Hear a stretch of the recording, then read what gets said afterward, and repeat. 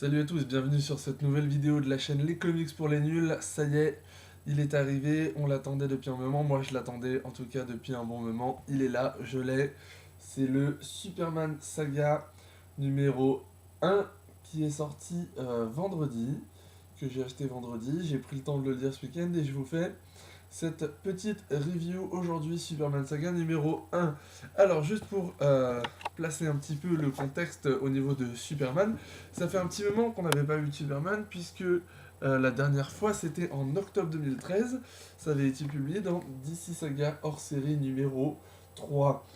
Superman, depuis le reboot, le New 52, où tous les super-héros, toutes les publications DC Comics ont été rebootés au numéro 1, et bien depuis ce reboot, Superman était publié dans DC Saga, ça c'est le hors-série numéro 3, hein. C'était publié dans DC Saga, et puis ils ont annoncé à un moment que Superman Saga allait apparaître en même temps que, enfin un mois après, Justice League Saga. Et puis, pendant les quelques mois qui ont précédé cette annonce et puis les quelques mois qui ont suivi, on n'avait plus de Superman dans les DC Saga normaux, on avait du Superman que dans DC Saga hors série, qui se consacrait au crossover Elle sur Terre. Et donc dans les DC Saga hors série, on avait Superman, Supergirl et Superboy, puisque c'était les trois séries consacrées par le crossover Elle sur Terre. Et depuis, plus de Superman dans DC Saga, on attendait Superman Saga pour en avoir, donc depuis octobre, on n'a pas eu de Superman en kiosque, donc moi qui aime vraiment Superman, j'étais assez impatient d'avoir ce Superman Saga numéro 1. Donc ça c'est la couverture A, il y a une couverture B qui est vendue un petit peu plus cher, celle-là est à 5,60, l'autre est à 6,50, c'est une couverture variante. L'autre, je vous rappelle juste ce que c'est une couverture variante, c'est une couverture alternative où donc il n'y a que la couverture qui change, tout le contenu est exactement le même, donc je l'ai pas, la couverture variante pour l'instant. Mon comic shop l'avait pas reçu, donc je vais l'acheter, je vous la montrerai quand je l'aurai. Voilà, donc on va commencer tout de suite par vous dire un petit peu ce qu'il y a dans ce Superman Saga numéro 1. Je voudrais juste signaler que cette couverture a été faite par Jim Lee et Scott Williams, et la couverture B est faite par Jay Lee.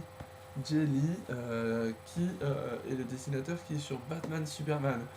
Autant le dire tout de suite, entre Jim Lee et Jay Lee, il n'y a aucun lien de parenté. J'ai cherché un petit peu sur internet. Aucun lien, ils sont tous les deux d'origine coréenne, mais la ressemblance s'arrête là. Et vous verrez qu'on a les styles de dessin aussi, ce n'est pas du tout pareil. Alors, ce Superman Saga commence par un dossier. Il y a plein de dossiers dans ce numéro 1, c'est assez bien. Il commence par un dossier Superman, le protecteur de Metropolis. En fait, le but de ce dossier, c'est présenter ou représenter un petit peu Superman. Le dossier commence tout de suite en disant tout le monde connaît les origines de Superman, et ils vont expliquer un petit peu les différences qu'il y a entre l'ancien Superman et le nouveau. C'est-à-dire que c'est vraiment fait pour les nouveaux lecteurs. Quelqu'un qui soit arrive dans le monde des comics et veut découvrir Superman, soit quelqu'un qui aurait lu un petit peu des comics avant le New 52, qui profite de ce numéro 1 pour s'y remettre. Et bien voilà, ce dossier souligne un peu les quelques différences qu'il y a entre ce que Superman était avant, ce qu'il est maintenant, pour que ces lecteurs-là ne soient pas perdus. Donc voilà, ça commence tout de suite par un bon accueil en tout cas pour les nouveaux lecteurs, et on enchaîne tout de suite avec Superman Unchained numéro 1. Donc Superman Unchained, c'est une nouvelle série, en tout cas en VF, ça fait un petit moment que c'est publié en VO, mais vous savez que ça met toujours un petit peu de temps à arriver en VF. C'est scénarisé par Scott Snyder, donc ça c'est vraiment cool. Scott Snyder, scénariste de La Cour des Hiboux, La Nuit des Hiboux, qui a été aussi qui est en ce moment sur Swamp Thing, et puis j'oublie un truc, je sais plus, il est sur d'autres séries, oui, American Vampire aussi. Donc Scott Snyder, le scénariste, qui fait vraiment des bonnes choses chez DC en ce moment, c'est super de le voir sur une série Superman et le dessin de Jim Lee, qui a fait la couverture euh, de ce Superman saga avec Scott Williams. Donc ici c'est du dessin de Jim Lee, dessin assez sympa, je peux vous montrer cette double page qui est assez cool. Jim Lee, voilà, c'est du dessin dynamique, avec aussi comme ça une double page verticale. Vraiment des beaux dessins de Jim Lee, j'aime bien. Ce numéro 1 arrive en plein dans la continuité, c'est pas du tout, on recommence pas toutes les choses au début. Clark Kent est un journaliste freelance puisqu'il a quitté le Daily Planet, et l'histoire c'est qu'il y a des satellites qui tombent de manière inexpliquée, qui se mettent à sortir de leur orbite et qui tombent sur la Terre. Superman va les arrêter les uns après les autres. Il va faire en sorte que les satellites s'écrasent, soit ne s'écrasent pas, soit s'écrasent dans des endroits où c'est pas risqué pour les gens. Et un de ces satellites, il va l'envoyer sur une base militaire déserte. Simplement, ce satellite ne va pas s'écraser sur la base militaire, il va aller s'écraser dans l'océan. Et donc la question pour Superman, c'est qui est-ce qui a dévié ce satellite? Qui est-ce qui a fait que ce satellite ne s'est pas écrasé là où il l'avait envoyé? Il sait que c'est pas Green Lantern, il sait que c'est pas Wonder Woman. À part lui, les deux personnes qui pouvaient le faire, donc il se dit mais qui est-ce? Et ce numéro va se terminer sur un gros suspense. Pour moi, c'est un bon numéro, un bon premier numéro qui nous donne envie de voir la suite. C'est vraiment alléchant, j'ai hâte de lire la suite dans le Superman Saga numéro 2. Alors, on a après ça un deuxième dossier, puisque l'épisode qui suit c'est Batman Superman. Ils nous ont mis un petit dossier sur Batman et Superman. Voilà le dossier qui récapitule un petit peu comment Batman est arrivé, comment Superman est arrivé, comment ils se sont retrouvés dans la même maison d'édition, et puis à quel moment ils ont commencé à avoir des aventures communes, les relations récentes. C'est vraiment cool pour quelqu'un qui voudrait en savoir un peu plus, qui n'a jamais lu du Batman Superman. Encore une fois, très bon pour les nouveaux lecteurs, c'est super. Donc on a ensuite le premier épisode de Batman Superman. C'est super parce que on a appris que le film Batman Superman est reporté à 2016, donc on va devoir encore attendre encore un peu long, un petit moment. Mais en tout cas, on peut déjà lire les aventures de Batman Superman. Scénario de Greg Pak et un dessin de Jay Lee et de Ben Oliver. Ben Oliver fait les 7 dernières pages, on reviendra là-dessus tout à l'heure. Le dessin de Jay Lee, moi je trouve ça vraiment super. Donc ici on a l'illustration qui en fait est l'illustration de couverture de Batman Superman numéro 1 et qui est la couverture variante de Superman Saga, c'est la couverture B. Voilà, donc je peux quand même vous montrer le dessin. Jay Lee, c'est le dessinateur qui a fait les épisodes de Before Watchmen sur Ozymandias. Si vous avez lu Before Watchmen, vous voyez très bien le style que c'est. Si vous ne l'avez pas encore lu, vous verrez dans le dossier que je vous prépare sur Watchmen. En tout cas, c'est un style assez particulier. Vous avez pu le voir là sur la couverture. Je vais vous sortir une autre page. Voilà, ici Superman. Vous voyez, c'est un style très très particulier. Assez esthétique, assez réaliste, mais pas trop. Moi j'aime pas quand c'est trop réaliste, trop photoréaliste, un peu comme le boulot d'Alex Ross. Mais là j'aime bien, c'est très esthétique. C'est vraiment beau et ça donne une ambiance très particulière à cet épisode. L'histoire de cet épisode est assez énigmatique. Je dois dire que j'ai dû le lire 2 fois pour tout comprendre. Au début, on a l'impression que Batman et Superman ne se connaissent pas. Clark Kent va rencontrer Bruce Wayne et puis on a l'impression vraiment qu'ils se connaissent pas. Il y a des attaques en fait sur des employés de Bruce Wayne à Metropolis. Donc Batman va aller à Metropolis, se rend compte que c'est Catwoman qui attaque. Là, Superman débarque. Superman pense que c'est Batman le méchant, donc il va commencer à défoncer Batman. Et d'un coup, ils se retrouvent tous les deux transportés à Smallville. Et on sait pas trop comment. Et là, Batman n'a plus le même costume. et puis on se dit qu'il y a quelque chose qui va pas, quoi. On avait compris que Catwoman était possédée par une puissance, on a plus ou moins compris que cette puissance a pris possession de Superman, et là ils se retrouvent tous les deux à Smallville, et on a l'impression que l'un des deux est une réalité parallèle, ou en tout cas un rêve, et on sait pas trop quoi. Et ce qui est vraiment super, c'est que Ben Oliver prend le relais à partir de là, à partir de la page 53. Si vous voyez de ce côté-là, donc c'est encore Jay Lee, et à partir d'ici, c'est Ben Oliver, à partir du moment où il se retrouve transporté à Smallville. Donc le fait de changer de dessinateur, au moment où on change un petit peu d'ambiance, on ne sait pas trop ce qui est la réalité, ce qui ne l'est plus, j'ai trouvé ça vraiment cool, ça donne vraiment une autre ambiance, et c'est vraiment réussi. Donc on ne sait pas trop, on se dit que les 7 dernières pages dessinées par Ben Oliver, c'est sûrement pas tout à fait la réalité, puisque le père de Clark Kent est censé être mort et il fait son apparition à la fin. Mais en tout cas, ça nous laisse vraiment en suspens et on a hâte de lire la suite. Comme le numéro de Superman Unchained, ce numéro 1 est vraiment un bon numéro 1 qui nous donne envie de lire la suite.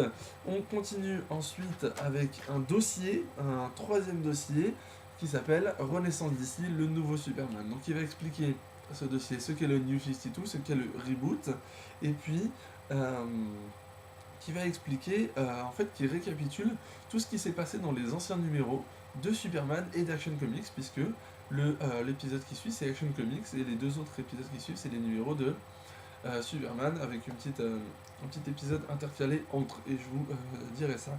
Donc ça encore c'est parfait pour les nouveaux lecteurs, puisque ça récapitule un peu tout ce qui s'est passé avant, ce qui fait que si on a le numéro 1 dans les mains sans avoir lu Superman ou Action Comics dans l'année qui est passée, et ben on peut comprendre quand même l'histoire, surtout que ça commence des nouveaux arcs, donc c'est vraiment vraiment bien. Donc on continue l'épisode qui suit, c'est Action Comics numéro 19. Action Comics juste ici était publié en France uniquement en librairie sous le titre Superman. J'ai ici le tome 2, Superman à toute épreuve, ça c'est Action Comics, puisque Superman, la série Superman en elle-même, n'est pas publiée en librairie. Donc ici, le tome 2 va jusqu'au numéro 12. Et là, dans Superman Saga numéro 1, on a le numéro 19. Le petit bémol là-dessus, c'est que le tome 3, qui contiendra les numéros 13 à 18, donc qui fait le lien, qui va combler le trou qui est entre le tome 2 de Superman et ce nouveau mensuel, ce tome 3 ne sort que le 6 juin. Donc on va devoir attendre le 6 juin pour savoir ce qui se passe entre les épisodes 13 et 18. Donc c'est un peu dommage, voilà, on aurait peut-être aimé que Urban nous le sorte plus tôt. En janvier, il y a le tome 3 de Wonder Woman, on aurait peut-être préféré avoir le tome 3 de Wonder Woman un peu plus tard et pouvoir avoir le tome 3 d'Action Comics tout de suite, mais bon. C'est dommage, mais c'est pas si grave puisque on va l'avoir à un moment et on va pouvoir combler ce trou. En scénario, c'est plus Grant Morrison, comme c'était le cas sur ce tome, et sur le premier aussi.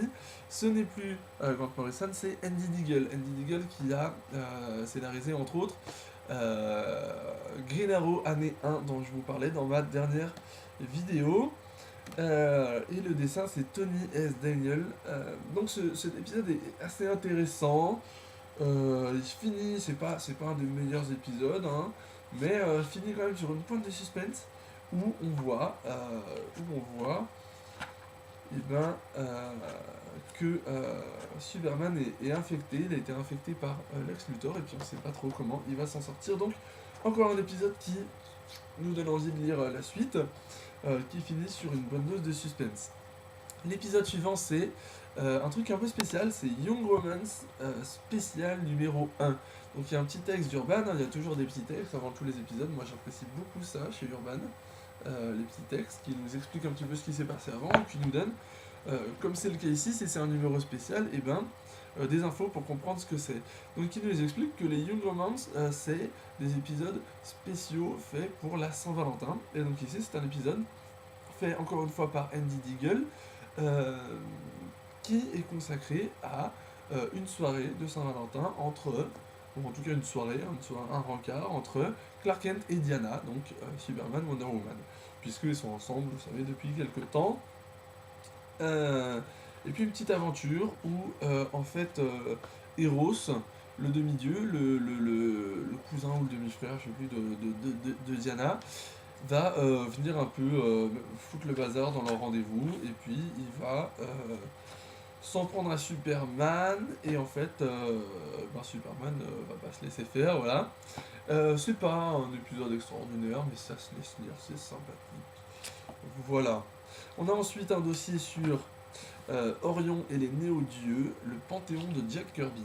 Puisque juste après, on va voir Orion, qui est un néo-dieu. Donc, ce truc explique ce que sont les néo-dieux, leur intervention dans les anciennes publications. Donc, encore une fois, très bon dossier de la part d'Urban pour expliquer un petit peu, très bon pour les nouveaux lecteurs. Et on embraye tout de suite sur Superman numéro 18, qui nous parle directement d'Orion. Donc, Orion, je vous en dirai plus tout à l'heure. Ce numéro, c'est la suite directe du crossover L sur Terre. Le crossover L sur Terre se terminait en ce qui concerne Superman avec le numéro 17 de Superman. Donc ici, on a le numéro 18. Et ça commence tout de suite un nouvel arc qui commence vraiment fort, vraiment très fort, pardon, puisqu'on a tout de suite Orion. Orion, c'est un personnage qu'on a vu vite fait. Il y a une petite case là, quand Orion arrive, qui nous dit Orion était sur Terre depuis Wonder Woman tome 2. Et en fait, j'ai pris Wonder Woman tome 2, parce que je me souvenais plus d'avoir vu Orion dans Wonder Woman tome 2. Et je me souvenais plus tout simplement parce que, en lisant Wonder Woman tome 2, si on ne sait pas que c'est Orion, et ben c'est difficile de comprendre, parce qu'il est juste là, en fait. C'est la dernière page. Voilà, ici, ça, c'est ça c'est Orion. Voilà, on reconnaît sa silhouette, mais il faut quand même connaître le personnage. Et en fait, le tome 2 de Wonder Woman se terminait sur Orion, qui arrive sur Terre, et on se disait, dans le tome 3, ça va déboîter. Alors peut-être que Orion sera dans le tome 3 de Wonder Woman, il est déjà paru, je l'achète bientôt, je vous en parlerai, mais on pensait que ça allait avoir des répercussions uniquement sur Wonder Woman, et bien en fait, Orion arrive dans Superman, et en fait, je trouve ça super. Je sais pas si c'est lié au fait que Wonder Woman et Superman sont en couple maintenant, mais le fait qu'il y ait un méchant qui arrive dans Wonder Woman et qui en fait, ce méchant, et ben, il intervient dans Superman, je trouve ça vraiment super cool. Il y a un autre méchant historique qui intervenait pas mal dans Green Lantern. Si vous avez vu le film Green Lantern, c'était le méchant principal. C'est Hector Hammond. Donc, en 2 épisodes, voilà, on voit 2 méchants, 2 menaces qui arrivent pour Superman. Orion va se servir de Hector Hammond, on pense. Et vraiment cool. Le numéro 18 est dessiné par toute une ribambelle de dessinateurs. Et le numéro 19 est dessiné, lui, par Kenneth Rocafort. Les deux sont scénarisés par Scott Lobdell. Et je retrouve un binôme que j'avais vraiment aimé. C'est Scott Lobdell et Kenneth Rocafort, dont je vous avais déjà parlé sur Red Hood and the Outlaws. Vraiment cool. Je suis content de retrouver Kenneth Rocafort, j'aime beaucoup ses dessins et c'est vraiment très agréable. Encore une fois, tout ça finit sur du suspense, puisqu'on voit seulement que Orion s'attaque à Superman en lui disant pour que l'univers survive, il faut que toi tu meurs. Et on n'en sait pas plus, on ne sait pas pourquoi, et on imagine une bataille assez épique dans la suite, et donc on arrive ici à la fin de ce Superman Saga numéro 1, un bon numéro qu'on a attendu, et moi je pense que ça valait vraiment le coup d'attendre. Superman a maintenant son mensuel à lui chez Urban Comics en VF, et ça c'est super cool, j'attends avec impatience le numéro 2.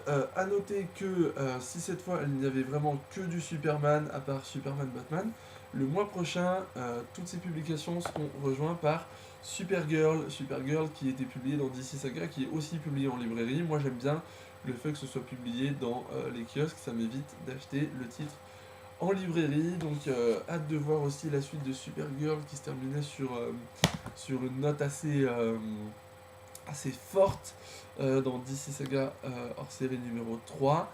Et donc maintenant on attend la suite, et moi je vous laisse. Prochaine vidéo sera sûrement une vidéo consacrée à mes lectures comics la semaine prochaine. Je vous prépare le dossier Watchmen, ça arrive dans les semaines qui viennent. En attendant, je vous invite vraiment à acheter ce Superman Saga numéro 1. Je voulais signaler aussi que Urban fait une offre en kiosque où vous pouvez acheter sous paquet plastique les numéros 1 et 2 de Justice League Saga numéro 1, de Justice League Saga, hein, donc les numéros 1 et 2, et puis le numéro 3 est sorti, donc si vous n'avez pas encore commencé, vous pouvez en ce moment trouver en kiosque les trois et vous y mettre. Justice League Saga, c'est vraiment aussi une bonne publication qui, avec Superman Saga, porte maintenant le nombre de publications kiosque chez Urban au nombre de 4 et 4 bonnes publications que je suis vraiment super content d'acheter. Voilà, j'arrête ici cette émission, j'ai encore beaucoup parlé, et bien je vous dis à la prochaine. En attendant, portez-vous bien, lisez des comics et savourez-les. A plus.